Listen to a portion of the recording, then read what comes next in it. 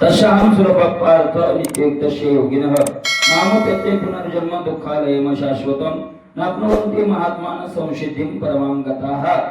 जे विषयाशी तिलांजली देऊनी प्रवृत्तीवरी निगडवाहुनी माते हृदयी सुनी भोगिताती. अशा प्रकारे भगवंत अर्जुनाला सांगतायत.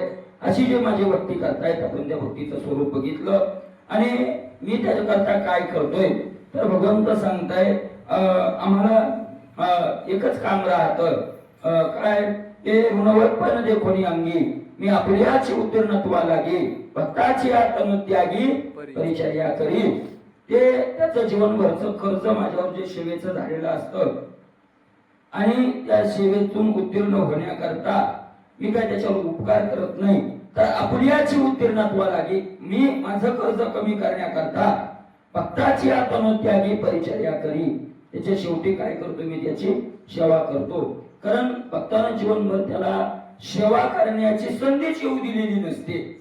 असे भक्त राहतात. मला काही काही कटल की उपवासी राहतील पण त्याच्याकडे काय करत नाही तर प्रार्थना करत नाही प्रार्थनाच करत नाही. तो जरी आला एखाद्या वेळेला काय सुदामजीचं उदाहरण आहे महाराज.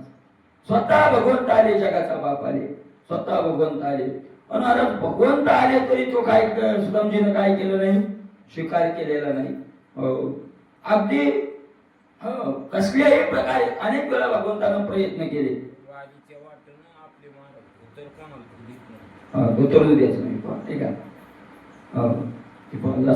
आजच मी राजेंद्रदास महाराजांचं ऐकलं ते म्हणले आपण साधक साधक म्हणजे सेवाधारी देवाचे काय आहोत सेवाधारी. आणि ते म्हणजे सेवाधाऱ्याला जर एक सेवाधारी लागायला तो सेवाधारी राहिला तर मालक झाला.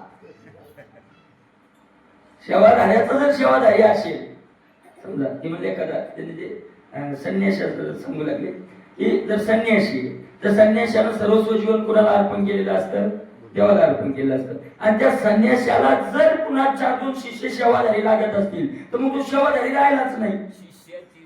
हे सेवा मानी देवासारखे त्याचा फळे उपदेश आणि का नाही याच उपराठी. अशा प्रकारे म्हणून सेवाधारी थोडा राहिला मग तो काय झाला मालक झाला. कारण ज्या मालकाला सेवाधारी असतो ना मग कशा अशा प्रकारचं महाराजांच्या हे संत आहे ना हे आपल्याला दिसतंय काय करतात मी तर इतक्यात काय झालं काय होतं महाराजांना झालं की लयच बाप्पा अशी मंडळी नाही असं नाही लयच बाप्पा लगे लय दाखवायले लोकायले ते दाखवायले नाही ते एवढ्या गोष्टीचा परिणाम दिसतो पुढचा आपल्याला ते दिसत नाही. आपल्याला वाटतं काय फरक पडायला आहे काय होतंय आपण आपलं भक्ती अशी आहे यानं काय होतंय त्यानं काय होतंय त्यानं काय होतंय आणि म्हणून आपलं काहीच होत नाही. आपण जर एवढ्या गोष्टीवर म्हणत असतो मला असं बघतात की त्याला करोडपती व्हायची इच्छा आहे ते म्हणा राजा या 1000 गेले तर काय व्हायले हे 5000 गेले तर काय व्हायले हे 500 गेले ते होईल का करोडपती.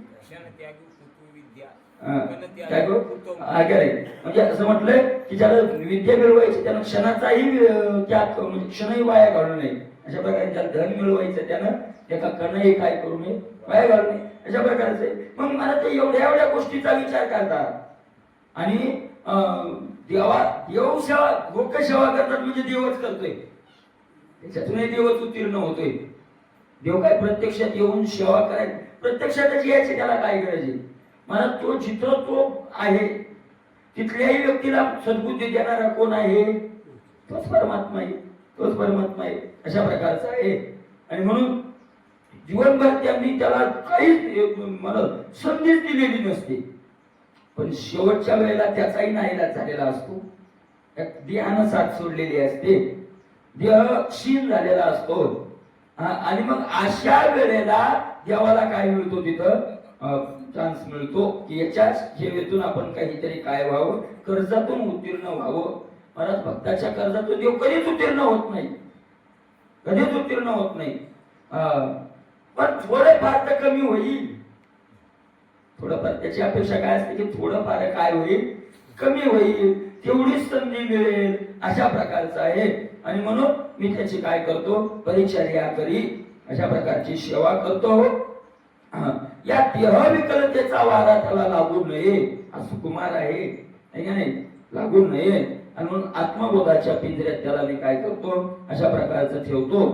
वर पुन्हा आपल्या स्मरणाची शांत सावली त्याच्यावर करतो आणि अशा प्रकारची नित्य बुद्धी ऐका नाही, मी अविनाश तत्व आहे, देहाशी माझा काही संबंध नाही, हा देह पडला तरी मला काही संबंध, मला काही फरक पडणार नाही, आणि देह असला तरी मला काही फरक पडणार नाही, अशी नित्य बुद्धी त्याच्या करता काय येते, घेऊन जाते. आणि असं भगवंत म्हणताय मी करतोय म्हणून, आणि म्हणून अशी बुद्धी त्याला झाल्यामुळे, माझं स्मरण तो सतत करत असल्यामुळे, म्हणून ध्यान तिचे सांकडे माझ्या कहीची न पडे, माझ्या ध्यान तिचे सांकडे कहीची न पडे. माझ्या आपल्या विश्वनाथ बाबाचा शेवटचा प्रसंग राऊत बाबांनी पंढरपुरात सांगितला. पंढरपुरात तुम्ही होते ना, सदाशिव भाऊ, मी आहे की आपल्याकडे रेकॉर्डिंग घे, त्याच्यातून पोरांनी काढली ती, त्याच्या कीर्तन आपण शूटिंग होतात, त्याच्यातून काढली ती बाहेर ती रेकॉर्डिंग घे. तर त्यांनी असं सांगितलं की असे महात्मे आता ऐकायला पाहायला भेटले तर भाग्य, भेटतेच का नाही याचा काय यायला लागलाय, संशय यायला लागलाय. कारण महाराज त्यांनी सांगितलं, शूर वळखावा रणी आणि साधू वळखावा मरणी, आहे का नाही. म्हणून धाकली गतीचा दिवा ही गोळी त्यांनी तिथं म्हणली, एनोजी काय झाला की दवा, या रीती जो पांडवा देह ठेवी. आणि ते बोलता बोलता म्हणले, म्हणजे तरी योग घडला, भगवंताची इच्छा असली तर अशा महात्म्याचं दर्शन येईल मी एखाद्या वेळेला, जर भगवंताची इच्छा असली तर मी अशा महात्म्याच्या दर्शनाला. म्हणजे मी इकडल्या भागात आलो की आवर्जून आठवण करून दर्शनाला काय करील येईल म्हणले. आम्ही बराच एक दीड तास सदाशिव आम्ही बोलत बसलो होतो. त्यांनी सांगितलं की मी येईल म्हणले, की अशा महात्म्याचं दर्शन घेणं काय आहे मला, आणि भाग्य, माझं भाग्य आहे असं त्यांनी म्हणले. अरे का हे का त्यांनी म्हणले, आपण पाहिले, त्यांनी तरी ऐकले, त्यांनी प्रत्यक्ष ही घटना पाहिलेली नाही, आपल्यासारख्याच्या मुखातून त्यांनी ऐकले, आपण प्रत्यक्ष पाहिले, पण त्यांनाच काही एवढं त्याचं रडले महाराज, त्यांच्या डोळ्यातून अश्रूच्या धारा लागले, त्यांनाच काही एवढं वाटलं, कारण त्यांना ते महत्व कळालं हे किती अवघड असतं, एवढं सोपं नाहीये. हे सांग का, जग जिंकणं सोपं आहे, मरण जिंकणं अवघड आहे. मला तुकोबारायच्या आनंदानं नाचतात, आपले मरण पाहिले म्या डोळा तो झाला सोहळा अनुपम्य. हे तुकोबारायचे उतराय त्याचं आपल्याला काय वाटत नाही, पण तुकोबाराला माहितीये ब्रह्मदेवाला सुद्धा हे मिळालेलं नाही. तिन्ही त्रिभुवने सर्वात्मकपणे आनंदे दाटले, तिन्ही त्रिभुवने. तुकोबाराय म्हणतात, तुका म्हणे माझी घोडेवेची काय आटी दहावीला शेवटी कौतुक आहे. मला आज वाटायला तुकाराम महाराज भोळे भोळे भोळे, माझ्या भोळेचा प्रयत्न तुम्हाला आज नाही कळायचा, मी भोळा काय, मी भोळेपणात का राहतो तुम्हाला आज नाही कळायचं. मग कधी कळल, तुम्हाला काय कळणार आहे, मी दाखवील तुम्हाला. या लोकी लोका भाग्य आम्ही तुका, मी दाखवील तुम्हाला. कधी दाखवीसाल तुकोबार आहे तुम्ही, कधी गाडी घेतल्यावर, बंगला बांधल्यावर नाही, नाही, दहावीला शेवटी कौतुक आहे हे नवल. कधी तुका म्हणे पहा मुचे नवल, नका वेचू बोल वायावीन. आमचं नवल आम्ही पहा काय नवल असेल महाराज. मानव देह घेऊन निज धामा गेले, हे काय आहे, नवल आहे. नवल दाखवलं तुकोबार आहे, दाखवलं नवल. ते का नवल दाखवलं, का तुकोबार आहे नवल दाखवायच्या अगोदर असं हिंदीनं म्हणतात, कारण तुकोबार आहे या विषयावर 100% भरोसा आहे. आपण त्या नियमात चाललो नाही चाललो. काही काही परीक्षा देणारे विद्यार्थी राहतात, परीक्षा देणारे विद्यार्थी राहतात, अशा प्रकारचे ते निकालच पाहायला जात नाही. दोन्ही विद्यार्थी निकाल पाहायला जात नाही. काही काही पोरांनी म्हणले निकाल पाहायला जाते म्हणजे कशाला, निकाल आपला लागलेलाच आहे की नाही, निकाल आपला लागलेलाच आहे. त्या दिवशी मी एक ऐकलं ते दोन मित्र होते आणि त्यांनी परीक्षा दिली. परीक्षा द्यायला सदाशिवती निकाल पाहायचा, पण एखादा बाप मला तिकडेच काम आहे म्हणजे मी बी येतो, आणि शाळेत तो निकाल पाहून पुढच्या कामाला जाऊ, आपण गाडी घेऊन जाऊ. अशी त्याच्या लक्षात आलं मग खराब आहे, तिथंच हानी आपल्याला. किंवा मुनी मलाच नाही राहायचं निकाल पाहिला, उद्या जाऊ तुमच्या कामाला. आणि मित्र म्हणे निकाल घेऊन येऊ, म्हणजे घरी रांगून झालेला बरा वाद असतात पोहोचतो.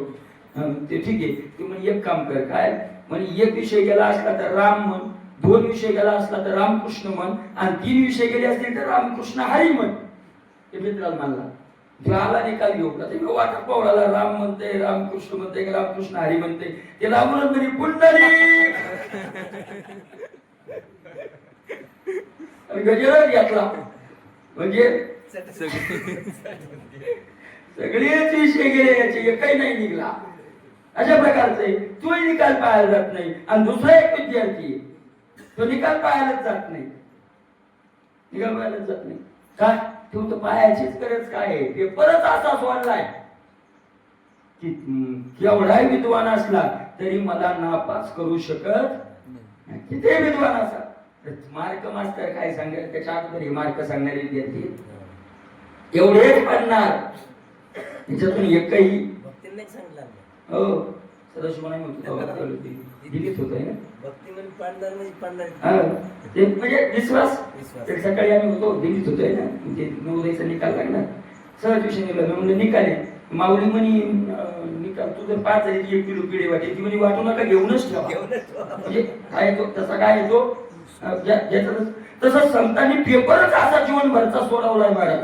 त्यांना माहितीये आपल्याला एवढे मार्क पडणार मार्क एवढे, त्याच्यात त्यांना काही असा संशय डगमग काही अजिबात नाही. त्यांना संशय नाही. तुम्हाला सांगा निव्वळ आज्ञानालाही संशय नाही. म्हणजे निव्वळ अभ्यासच ज्याला केला नाही त्याला माहिती आपण 100% काय येतं नापासच येतं. निव्वळ अभ्यास ज्यानं एकनिष्ठतेने केलाय त्यालाही संशय नाही. संशयात मधातले येतं आपल्यासारखे. जमलं तर होईल बाबा, नाही तर एखादा जातोय का काय, म्हणजे धाक धूक कोणाला आहे. निवड आज्ञाने ते म्हणजे आपलं काय नाही, आपल्याला ठरलेलं आहे आवतन येतीनच आहे.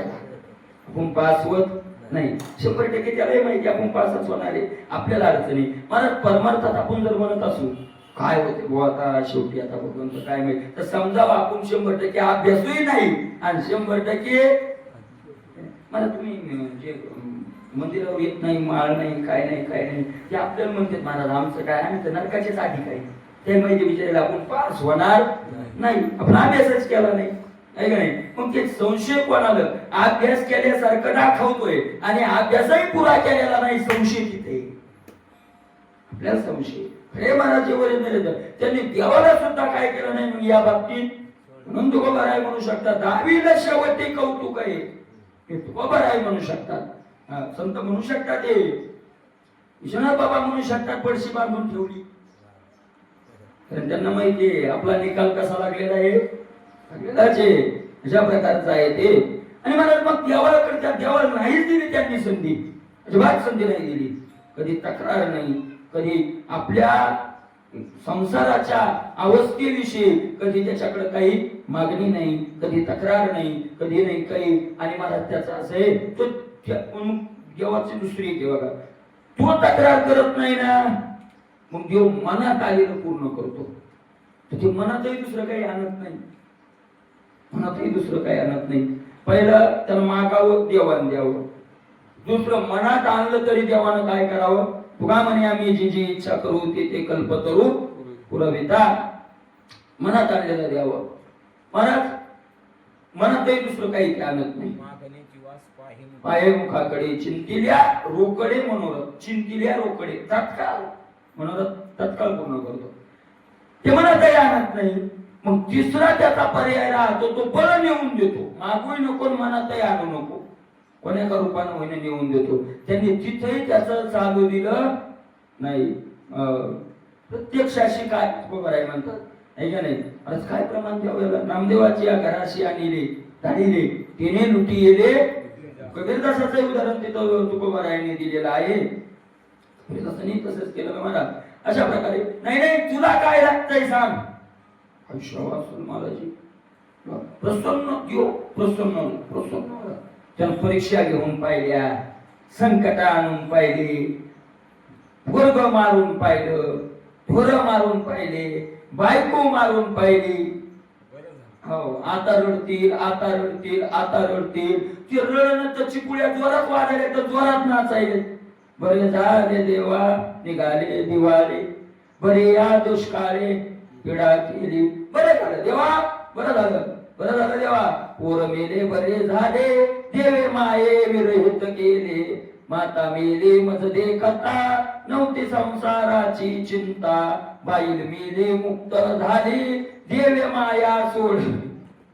देव म्हणलं यांना करावं तरी नेमकं काय करावं. शिवाजी महाराजाला पाठवलं नाही मला.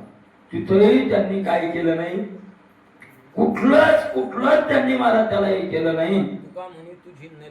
दसोडी पर्याय आहे आवडी दर्शनाची. अनेक प्रकाराने त्यानं प्रयत्न केला, उलट त्याला खडसावलं. मग कुठलाच त्याला चान्स मिळू दिला नाही, कुठलाच नाही. अनेक परीक्षा घातल्या महाराज त्यांनी. त्या जलारामजींच्या जीवनात कथेत एक उदाहरण येतं. जलाराम बाबा खूप मोठे महात्मा, आणि त्यांचा एक नियम होता. आपण जे भागवतात विषय चाललाय की झाडाला गुरु केलं की फळ फूल मूळ सगळं झाड काय करतं, दान करतो. तसं जीव याचं काला त्याला नाहीच म्हणायचं नाही. काही मागो शेती करायची. पती पत्नी दोघंही भाविक म्हणाल. वय सदाशिव 27-28 वर्षाचं, म्हणजे तरुण. पत्नी ती तरुणच, आणि रात्रंदिवस कष्ट करून साधू सेवा. आलं त्याला जे मागेल ते, जे मागेल ते द्यायचं. समर्थ दाता काऊन ते नास्ती न म्हणे, कोणालाच नाही माहिती. कीर्ती वाढली. एकदा देवच आले, साधू स्वरूप घेतलं आणि आले. 3 दिवस राहिले, अशी सेवा केली पती पत्नीने. महाराज प्रसन्न झालो. पण सांगितलं कडे एक इच्छा आहे. जलाराम बाबाकडे मागितलं, एक इच्छा आहे. म्हणले काय इच्छा आहे बाबा, मागा. त्यांनी सांगितलं काही नाही, काय तुझी पत्नी सेवाधारी आहे आणि मला मागायचे, तू देशील का. म्हणजे मला तुम्ही मागवून मी द्यावं, काहीच नाही. ती पत्नी मला देऊन टाक. मला माझी सेवा 3 दिवस केली, आता त्या सेवेची सवय लागली, तर ती पत्नी काय कर, मला देऊन टाक. डोळ्यातून अश्रूच्या धारा लागल्या जलाराम बाबाच्या. आणि त्यांनी सांगितलं महाराज काय त्या बिचारीचं भाग्य उदयाला आले. एका साधून तिची मागणी करावी, काय तिचं. आपण सेवा केली असते त्याच्या पुढे, पण मग पाय धुवून सेवा नाही. माग पण काय माझी बायको मागायला माग. त्यांनी सांगितलं तिचं भाग्य उदयाला आलं. तिला विचारलं, तिनं सांगितलं पती देवा तुमच्या आज्ञा, तुम्ही जशी आज्ञा कराल तसं मला राह नाही, काय अडचण नाही. तुम्ही म्हणसाल तर मी जायला तयार आहे. गेले माग. त्या गावाच्या बाहेर 3-4 किलोमीटर गेले. ती माऊली माग देव पाहत होत. काय माग वळून पाहायचं काम नाही. माग पाहते का, माग पाहते का. तिनं माग पाहिलं नाही. तिथं भगवंत उभे राहिले आणि भगवंतानं सांगितलं ही माझी चुळी घे, माझी काठी घे, मी आलो तिथंच उभी राहा. ठीक आहे म्हणाले. ती तिथून आले जलारामला आणि प्रगट झाले आणि सांगितलं तुझही आणि तुझे पत्नी दोघही परीक्षेत काय झाले, पास झाले. माझी झोळी आणि माझी काठी तिच्या जवळ आहे, तिथं जा आणि तिथंच ती झोळी लटकून ठेवून ती काठी ठेव, तिथंच राहा. आता शेती बिती करू नको, तुला काहीच कमी पडणार नाही. आणि आजही मोठा आश्रम आहे तिथं, खूप मोठा. ते गावाचं नाव त्याच्या जवळ गेलो नका. सोरटी सोमनाथ गुजरात मध्ये. सोरटी सोमनाथून 70-80 किलोमीटर वर गाव आहे, बरोबर आहे का नाही. इथंच राहा म्हणले आता. आणि मला तिथं आजही काय पिढ्याचं काय चालू आहे, अन्नदान चालू आहे. झोळी आहे, आजही झोळी लटकवलेली आहे. तिथं सूचना लिहिली आहे सदाशिव, दान देऊ नये. 24 तास अन्नदान चालू. हजारो लोक जेवतात. तिथंच नाही, तिथे सांगितलं होतं पंढरपूरला जेवतात, आळंदीलाही जेवतात 12ही महिने. आणि प्रत्येक ठिकाणी दान पेटी नाही, पावती पुस्तक नाही, आणि कोणाचं ते कुठल्याच कोणाचं घेत नाही. कुठून येतंय त्यांनाही कळत नाही. म्हणजे मला काय सांगायचं, पण त्यानं परीक्षा घेतली, नापास नाही झाली. हो म्हणजे किती त्यांचं आहे. आणि पण परीक्षेत त्याला कुठलाच मागायला देवाला हात टेकावं लागले महाराज. त्यांच्या पुढे देवाला काय करावं लागले, हात टेकावं लागले. अशा प्रकारचं त्याला संधी मिळू दिली नाही. आणि आता मात्र त्याला शेवटच्या वेळेला थोडीफार काय मिळाली, संधी मिळाली. संधी त्यांची इच्छा नाही त्यानं यावं, तिथेही फटकारतात देवाला ते. पण महाराज भगवंत तिथं काकुलतीला येऊन मग त्यांची सेवा करतो. आणि काय करतो, सेवा करतो म्हणजे सगळी सेवा करतो महाराज. तो देह वैकल्याचा वारा झणे लागेल या सुकुमारा. देह विकलतेच कोमल आहे माझा भक्त, त्याला ते दुःख सहन होणार नाही. म्हणून महाराज अशा ध्यानतीचे सांकडे माझ्या कहीची न पडी, माझ्या भक्ताला आणि माझ्या भक्ता संसाराची चिंता मी काय काय काय समर्थाची कांता वरान्न मागे. संसार म्हणजे जन्म मरण, माझ्या चिंता महाराज अशा प्रकारे आहे, त्याला ती कोणतीच चिंता राहत नाही. आणि मग माझ्या पण तिथं शब्द आहे माझ्या काहीची न पडे, कलत्र हे जे काहीशे न लजे तयाचे मी, माझे कलत्र तैसे माझे कलत्र. आणि मग त्यांचं कोणतंही काम करायला मी काय होत नाही. पत्नीचं काम करायची लाज वाटावी का न लजे, देव काय म्हणतात मी लाजत नाही, साधा वय भक्ती नाही लाज तरी कैसे न लाजे. मग आम्हा एक करणे, मग आम्हा काय काळाची दृष्टी न पडे हे आम्हा करणे. मग त्याच्यावर काळाची काय पडणार नाही, नजर पडणार नाही, अशा प्रकारचा आम्ही करतो. पण माझिया हा शब्द महत्वाचा आहे. ध्यानतीचे सांकडे न पडे, पण कोणा न पडे, माझिया न पडे, माझिया न पडे. माझिया म्हणजे आपल्याला काय व्हावं लागेल, त्याचं व्हावं लागेल. तुकोबा काय म्हणतात, तो का म्हणे त्याचे वारे देव तुमच्या मरणी मरे, तू का म्हणे त्याचे वारे. आपला तो एक देव करून त्याचं व्हायचं असेल तर आपल्याला काय करावं लागेल, त्याचं व्हायचं असेल तर त्याचं चिंतन करावं लागेल, त्याचं भजन करावं लागेल. त्याचा मला तोच त्याचा होतो जो त्याचं भजन करतो, तोच त्याचा होतो जो त्याचं काय करतो भजन. बाकी त्याचा तो अरे मला तो यादव कुळाला नाही, माझं म्हणणं त्याचं कुळ होतं त्याला, तो तसा लय कठोर आहे, तसा त्याला दया नाही माया नाही, तशी कोणाचीच त्याला काय येत नाही, दया येत नाही. माणसं म्हणतात ना महाराज कधी कधी देवाला दया आहे, भाऊ लग्न आलं होतं किती हौशीनं केलं होतं, त्याला कोणाचीच नाही भाऊ, त्याच्या बापाची नाही तर त्याला आपली कवा येणार आहे, त्याच्या आईची नाही. दशरथ मेला आरडू आरडू राम राम कहे राम राम कहे राम कहे राम, त्याच्याहून प्राण दशरथ गयो तुला धाम. तुळशीदासजी लिहितात राम राम राम राम म्हणत दशरथानं प्राण सोडला, पण राम वापस आले. मग त्याला त्याच्या बापाची दया आली नाही दशरथाची, तर आपली कधी येणार, आपली कधी येणार दया, तशी दयाच येत नाही त्याला. तसा तो काय महाराज इतका कठोर आहे की त्याच्या एवढा कठोर मग कोणीच नाही. त्याच्या एवढा कठोर कोणी नाही. काय आपण कठोर होऊ शकतो, त्याच्या एवढा कठोर कोणीच नाही महाराज. आणि दयाळू म्हटलं तरी त्याच्या एवढा मग देव दयाळ देव दयाळ साहेब वल्लाळ, दयाळू त्याच्या एवढा कोणीच नाही. आणि कठोरही त्याच्याकरता दयाळू आहे, अशा प्रकारचा आहे तो. आणि मला एवढा दयाळू आहे की मग त्यानं जर एकदा माझं म्हणलं का मग त्याच्या पितांबराची आठवण राहत नाही, का नाही.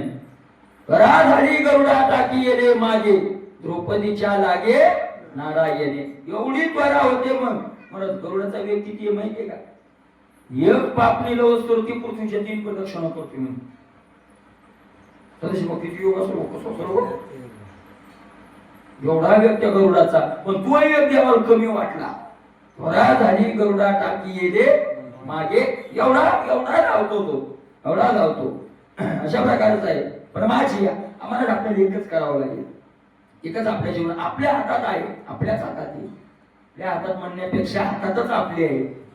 आपण आपल्याला क्रियाच अशी करावी लागेल की त्यानं माझं म्हणावं. त्यानं एकदा माझं म्हणलं रे म्हणलं की मग पुन्हा त्याला कोणतीही भगवंत अडचण येऊ देत नाही. आपण देवाला माझं म्हणतो, देव म्हणलं पाहिजे. एकदा तरी देवानं काय म्हणावं, हा देव सखा जगावगे कृपा करी. एकदा तरी त्यानं माझं म्हणावं, बस संपलं. आपण तर म्हणायलाच लागलो ना, इकडून तर आपण म्हणायलाच लागलो. त्याने म्हणावं अशा प्रकारचं आहे. आपण तर म्हणतो ना लांबून का होईना, कोण मंत्री आमच्या नात्यात पण म्हणतो ना, तो नाही एकदा म्हणावं की हा माझा नातेवाईक आहे, मग म्हटलं संसारातलं काम होतं, तर तो माझं म्हणलाय ना, अशा प्रकारचं आहे. आणि म्हणून महाराज माझ्या कहीची न पडे, माझ्या कहीची न पडे. किती जन्म घेऊ दे त्याच्या मनानं भक्ती करण्याकरता, कुठेही असू दे तो, त्याला देहाचं संकट पडत नाही. अशा प्रकारचं आहे. मी आपुलिया ते आपुलीकडे सुखेची आणि सुखाना तो महाराज काय भक्त देवाकडे जातात. मग तुमचा आमचा देव पडतो बघताय का माणसं विचारतात. जर प्रारब्धाचं फळ भोगायचं तर भक्ती करायचीच कशाला? तर भक्ती करायचीच त्याच्याला. हे केलेलं आहे प्रारब्ध देहापुरतं आहे. पण देह सुटल्याच्या नंतर भक्ती काय म्हणत? करारी भक्ती परलोकी येईल काम सोडविल यमा पासोनिया. म्हणतात करा हरी भक्ती परलोका येईल कामा सोडविल यमा पासोनिया. भक्ती कामाला येते. आणि मग महाराज मी सुखाना आणतो. आपल्याला येतात महाराज, पण आपलं येणं तुकोबरायांनी वर्णन केलंय. मारिती थोडी ती निष्ठुर यमाचे किंकर बहुसाल मारिती थोडी मला तुकोबराय म्हणतात. कसे मारतात तुकोबरायांनी दृष्टांत दिलाय. तुकोबराय म्हणतात वढाळ सांपडे जैसा धान्या चोर यातना तरी जो का. अशा प्रकारचं करतात महाराज ते. आणि म्हणून माझिया मी आपुलिया ते आपुलीकडे. इथे पहा आपुलिया ते आणि आपुलीकडे आणि पुन्हा सुखेची आणि. मी माझ्या भक्तांना दुसरीकडे जाऊ देत नाही. माझ्याकडे आणतो, आपल्याकडे आणतो, मी आणतो आणि पुन्हा सुखानं आणतो. पालखी नेऊन पालखीत बसून वाजत गाजत त्याच्या रामबाबाचं दुसरं जीवन शेवट येतो बरं का. शेवट त्यांच्या गावात एक कथाकार होते, भागवतकार ब्राह्मण होते. त्याच्या रामबाबा दिवसभर आपली सेवा करायची. शेतीत नाही संत आले म्हणून शेतीत काम वगैरे करायचे आणि संध्याकाळी तास 2 तास त्यांच्याकडून भागवत ऐकायचे. आता दररोज भागवत सांगायचे. मग त्यांचं असंच राजेंद्र दास महाराजांनी 5 गोष्टी साधका करता सांगितल्या. नित्य त्या साधकांना 5 गोष्टी जर केल्या तर त्याला महाराज भगवत प्राप्ती निश्चित झाल्याशिवाय राहत नाही. त्यात त्यांनी चित्तशुद्धी सांगितली. म्हणजे चित्तशुद्धी, पण त्या चित्तशुद्धी करता 5 गोष्टी सांगितल्या. पहिले सांगितली आहार शुद्धी. तर आहार शुद्धी ते त्यांनी विस्तार केला. आहाराची महाराज आहाराचं नैमित्तिक दोष असू शकतो. आहाराचा पुन्हा जो आहार जिथून आलाय त्या बनवणाराचाही दोष असू शकतो. आहार ज्या धनाने मिळाला त्या धनाचाही काय असतो दोष. असे आहाराचे बरेच सांगितले. आहार शुद्धी सांगितली. त्यानंतर दुसरं नामस्मरण सांगितलं. नाही सत्संगती, सत्श्रवण, संतांच्या मुखातून श्रवण. ते म्हणजे आता संतांच्या मुखातून श्रवण करायला मोबाईल आलाय. तेवढ्या करता जर मोबाईलचा वापर केला तर मोबाईल सुद्धा आपल्या काय होतो हिताला कारणीभूत होतो. सत्संग तासभर तरी दिवसातून सत्संग झालाच पाहिजे. म्हणजे कथा श्रवण केले गेलीच पाहिजे. तिथे त्यांनी कुणाच्या मुखातून श्रवण करायचे हे सांगितले. त्यांनी सांगितलं ज्यांचं ऐकल्यानंतर थोडं का होईना वैराग्य चित्तात येत असेल त्यांचं ऐका, बाकी इतर ऐकू नका. त्यांनी त्याला संतांचे पुरावे दिले. तसे आपण जसं प्रमाण देतो त्याप्रमाणे ते सांगितलं त्यांनी. तुकोबारायचे प्रमाण आहेत.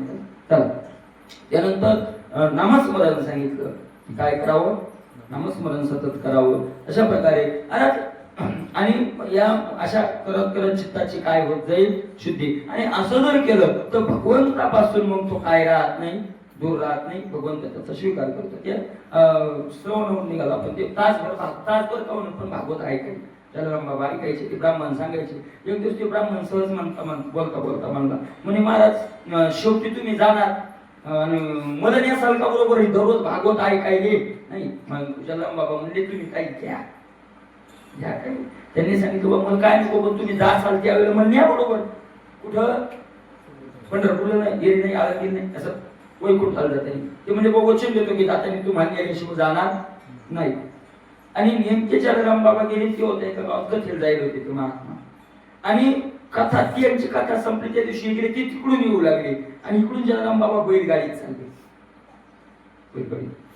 दिव्य अलंकार अंगावर, भव्य वस्त्र चमकाय लागले, दिव्य बैल सगळं चमकाय लागलं आणि अलंकार घातले अंगावर सोन्याचे खूप.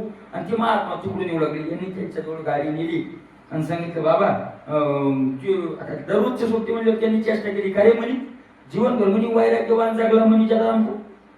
आणि हे केलं आणि काय म्हातारपणी म्हणे तुला चाला सुचायला अलंकार काय घातले, कपडे काय चांगले घातले, पान खाल्लेलं, शेव तुझ्या बाजूला दिसायले, काय म्हातारपणी तुला चाला सुचला म्हणे, केला वायरा घे झाला का चेष्टा आपल्यासारखी अशी चालली. ती म्हणले चेष्टा करू नको, आपला शब्द दिलेला आहे, मी वैकुंठाला चाललो, बैस गाडी तुला कुठे न्यायचंय वैकुंठाला. तू काय का पाहणे, तू बैलगाडीत बसलाय आणि बैलगाडीत कुठं चाललाय वैकुंठाला चाललाय. अरे ते म्हणे तुला बैलगाडी दिसायली, हे विमान आहे, हे गरुडची येत, तुला ते गरुड दिसणं, तुला काय दिसायले बैल दिसायले, बैस डायरेक्ट वैकुंठ. ते म्हणलं जाय बाबा, मला यायचं जाई कुठं तुला जायचं तर. आणि मग तो गेला गावात, तर मग ती गाडी निघून गेली. त्यांनी सांगितलं आता वसनातून सुटलो मी, म्हणले हो सुटले जा. मला तो गावात गेलो, हे समाज जमलेला, त्याने जमायले लोक, त्याने विचारलं असेल लोकांना चाललेलं कशासाठी, ते म्हणजे तुम्हाला माहित नाही का जलाराम बाबा गेले. आणि मग त्याच्या लक्षात आला आपल्याला धोका झाला, सुखेची आणि मी आपुलिया ते आपुलियाकडे सुखानं सुखानं नेतो, म्हणजे हे असं नेतो वाजत गाजत.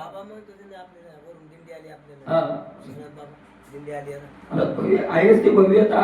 ज्ञानोबारायांनी पुढे त्याचा 18व्या अध्यायात वर्णन केलं, त्या साधकाचे कसे सत्कार होतात, काय म्हणा त्याचे एक आहे असे सत्कार म्हणा की जे ब्रह्मादिक देवांनी लाळ घोटावी ती मिळण्याकरता. आणि मग इंद्राजी देव का उगीच का वेडे, इथं येण्याची अपेक्षा करतात आणि भक्ती करण्याची अपेक्षा करतात, वेडे आहेत का ते? ब्रह्मदेव वेळा आहे का? ब्रह्मास्वपाना तो झाला, ब्रह्मज्ञानी हाती मुक्त आत्मस्थिती सांडवीन. उगे वेडे आहेत का ते पाहतात नाही सोहळे, त्यांना दिसतात ना यांचे काय सोहळे, आणि त्यांना हे कळतं की आपले हे सोहळे आता स्वर्गातून होणार नाही, आपल्याला हे सोहळे करायचे. ब्रह्मादिकाशी हे दुर्लभ उच्चिष्ट बरोबर आहे म्हणतात, नका मानव विट ब्रह्मरशी. उच्चिष्ट इथलं दुर्लभ, पंगत स्वरा पंगत नाही, पात्रावरचं उच्चिष्ट सुद्धा ब्रह्मादिक देवाला काय आहे इथलं, या आनंदाचं उच्चिष्ट दुर्लभ आहे. आणि म्हणून ब्रह्मरशी विट मानू नका, अशा प्रकारे आहे. आणि म्हणून महाराज सुखेची आणि पुन्हा आपुलियाकडे आणि दुसरीकडे जाऊ देत नाही तो. आपुलिया ते आपुलीकडे सुखेची आणि देहाचं काय मग त्याला, देहाचं काय वरवरचा देह पडून जातो गवसनी, वरची देहाची गवसनी फिरवली, आहात अहंकाराचे रथ धाडवणी, शुद्ध वासना निवडवणी आपण पा मिळवे. हे सगळं देव करतो. सगळे काय नाही करायचं, जन वर हात केले का बस त्याचं सगळं तो करतो. पण इमानदारी वर आता बस, आता फक्त तुझे आधार, माझा काहीच नाही, आता जे येते करीशी ते देवा. नाही आता तुझं कळेल ते करी, तारशी तरी तारी मारी, जवळी अथवा दुरी, गाली संसारी अथवा नको. करतो महाराज, करत नाही ते तुम्ही म्हणण्याच्या दिवशी ते तुमचं जाळण्याचं प्रकरण तुम्ही मान्य करा नका करू बरं का. पण मला तरी वाटतं की पांडुरंगाचीच कृपा झाली, तुम्हाला मान्य केलं नाही केलं ते कारण ते आपल्याला वाटतंय तसं, पण आपल्याला वाटतं तसं, पण मला भगवंत करतोच, करावंच लागतं त्याला, करावंच लागतं. नाही त्या होती का परिस्थिती तुमची त्या अशी सुधारण्याची, यांनी तर सांगितलं दादा घरी यायचं फक्त मरायची वाट पाहायची, बरोबर आहे ना. ऑपरेशन करायचं नाही, घरी जायचं बस, ऑपरेशन करायचं नाही, आता काही हे नाही आपलं, काही ते शक्य नाही, आता घरी जायचं. आणि खाणं तर जमतच नव्हतं, खाणं तर जमतच नव्हतं, सध्याच्या आधी सुद्धा पिटत होतं तुमचं. आता खायचं नाही म्हणलं किती दिवस जगेल माणूस. दवाखान्यात त्या सलाईनामुळे समजा पावर होता, ऐका नाही बरं. घरी सलाईन किती तिथं सलाईन थोडा पावर राहिला, आता घरी काय काय होतं, काय घरी बरोबर आहे का नाही. करतो महाराज, करतो, करत नाही असं थोडंच करतो तो भगवंत. आणि म्हणून फक्त आपला तसा काय पाहिजे, विश्वास पाहिजे. मला कसा पडला कोणा मग खरेन आठवडे करतो कसं काय पडलं काय नाही आम्ही चार दिवस आम्ही हो ना 4 दिवस आम्ही 2 दिवस तेच आहे. बाबा दर्शन घालू लागतं तुम्ही त्याचे जे व्हायचे खाली तिथे घ्या भगवंत विश्वास नाही खरं नाही. विश्वास नाही बरं पुन्हा मला त्याची म्हणणे आल्यावर तू कशी पलटी आणतो कशी आणतो तू त्याला काय एवढं त्रास होऊन एवढं होण्याचं ऑपरेशनचं नियोजनही लागेल आणि तू निघून नियोजन लावलं का नाही त्यात म्हणजे बरंही केलं आणि बरे नसते झाले तर फुकट ऑपरेशनचं नियोजनही लावून दिलं म्हणजे काय करील करशील तरी हे काही त्याच्या मनात आलं माये सृष्टी त्याची घडीमुळे ह्या मात्रे पाप पुण्य संचिता घडीमुळे एका क्षणात कधी काय न लागता काही पात्या पाते काय करता येत नाही त्याला मला तरी एखाद्याचा नाश करायला युद्ध करायचं काम नाही आणि एखाद्या जिंकून द्यायला युद्ध करायचं काय करू शकत नाही काही करू शकतो काही फक्त वर हात केले गेले पाहिजे आपल्याला वर हात केले गेले फक्त आपले कसे मारा करतो तो आणि आपली चूक होती आपण म्हणतो माझ्यामुळे जमलो मग ते म्हणतो तुझ्यामुळे जमलो दुसऱ्याला दाखवतो म्हणून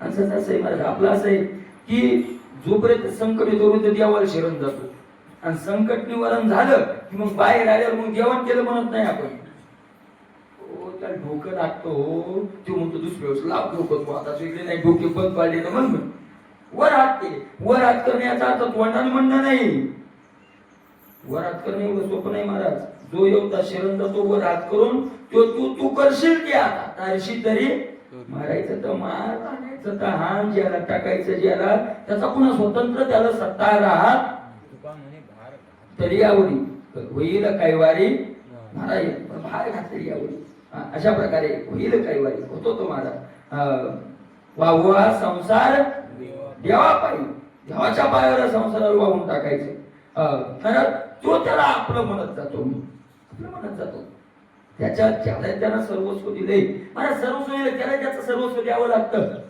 एक राजाच्या पोरीचं लग्न होतं सदाशिव इकडं सर्वस्व दिलं की त्याला सर्वस्व कसं द्यावं लागतं एका राजाच्या पोरीचं लग्न होतं आणि राजाने दौंडी पिटवली सगळ्या लागला जो मला भेट देईल म्हणजे भेट देतात ना ते आंदन जो मला जेवढा आंदन देईल त्याच्या डबल त्याला वापस देण्यात येईल आता लोक देऊ लागले ज्याच्याजवळ लाख येतो लाख वापस 2 लाख येतील पण ज्याच्याजवळ जे 5 होते तर 5 दिले 10 आणि मग ते पाकिट तयार केले त्या पाकिटावर आणि शेवकाला सांगितलं राजाकडे जात नसते त्याला शेवकाला त्याला द्या एक म्हातारा होतो मला तर कोणीच नाही त्याला राजाच्या पुरीचं लग्न आपल्याला ध्यान ठेवून तरी काय करायचं राजाचं तो गुणी आहे त्यानं ते 2 एकर काय 4 एकर जमीन होती ती विकली घर विकलं सगळे पैसे त्या पाकिटात टाकले आणि गेला घेऊन त्या शोकाने विचारलं बाबा याच्यात किती आहे त्यांनी सांगितलं माझं सर्वस्व याच्यात आहे माझं काय याच्यात सर्वस्व आहे राजा शोक बुद्धिमान होते मंत्री लोक सांगितलं आता पाकिट घेणं बंद करा पाकिट घेणं आता राजाला बोलवा राजा सांगितलं महाराज आता पाकिट आपण घेऊ शकत नाही कोणाचं काय सांगितलं आपला खजिना संपला का काय आपला खजिना आता राहिलाच नाही आपली दौंडी काय ज्यानं मला जेवढं दिलं त्याच्या किती द्यायचं डबल या म्हाताऱ्याने त्याचं सर्वस्व दिलंय आता आपल्याला आपलं डबल सर्वस्व द्यावं लागणार या म्हाताऱ्याने याचं काय दिलंय आपल्याला सर्वस्व दिलंय आपलं डबल म्हणजे आपलं राज्य जेवढं आहे ते तर द्यावंच लागेल पण पुन्हा तेवढं त्याला काय द्यावं लागेल राजाने सांगितलं बाबा खरे तुम्ही जर सर्वस्व दिलं असेल दिलंय तर हे राज्य तर तुमचं झालंय आणि डबल देण्याची मी दौंडी पेटवल्यामुळे दुसरं सर्वस्व मी माझं जीवन अर्पण केलंय पहिलं सर्वस्व राज्य आणि दुसरं सर्वस्व माझं जीवन आता मी तुमचा दास तुम्ही माझे मालक तुम्ही सांगावं आणि मी ऐकावं राजा दास झाला त्या म्हाताऱ्याचा राजा पण कधी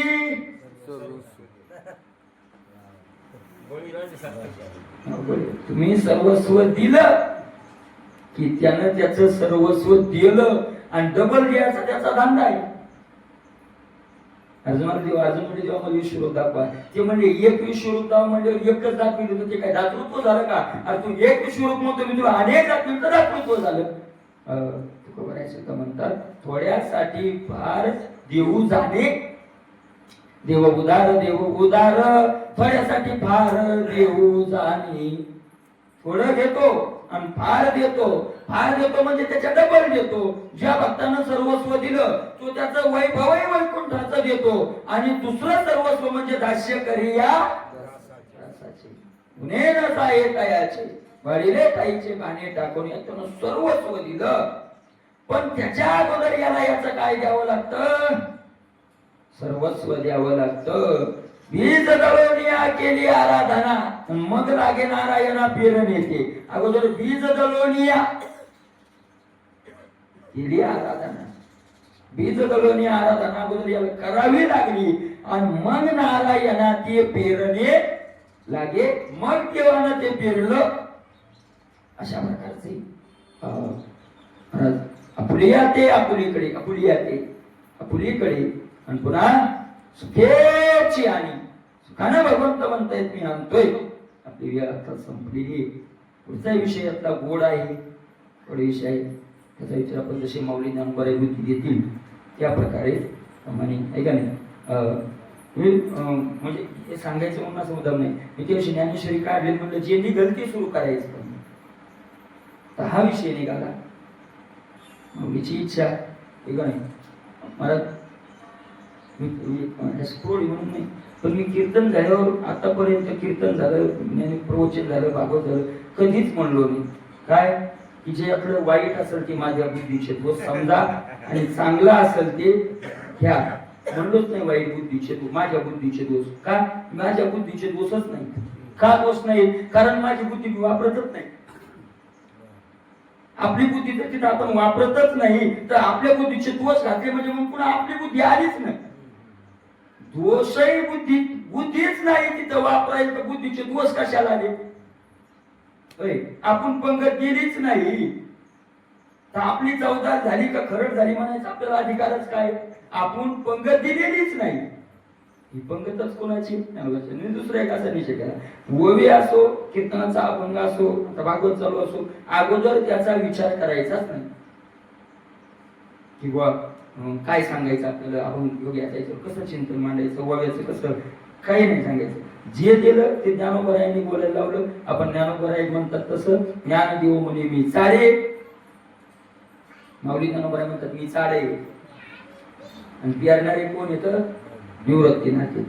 तसं आपण चाळ आणि पेरणारे कोण येतं? ज्ञानोबराय. चाड्यातून बी पडलेलं दिसायलंय, पण चाड्याचं त्याच्यात काही नाही. अशा प्रकारचं ज्ञानोबराय जशी बुद्धी देतील आपल्याला, तशा प्रकारचं आपण त्याचा पुढे विचार करू. खूप गोड वर्णन केलंय. त्या श्लोकावर वगैरे थोडे आहे का नाही, पण होईल म्हणून आता पुढे जसं भगवंत, कारण पुढे शरीराचं गोडच वर्णन केलंय. पुढं आता 1-2 मूवी झाली आहे का नाही, 2-3 मूवी झाल्या, त्याचं शरीराचं काय केलंय? मग क्लेश तरुची वाडी, जे तापत्रयाची सगडी, आहे का नाही,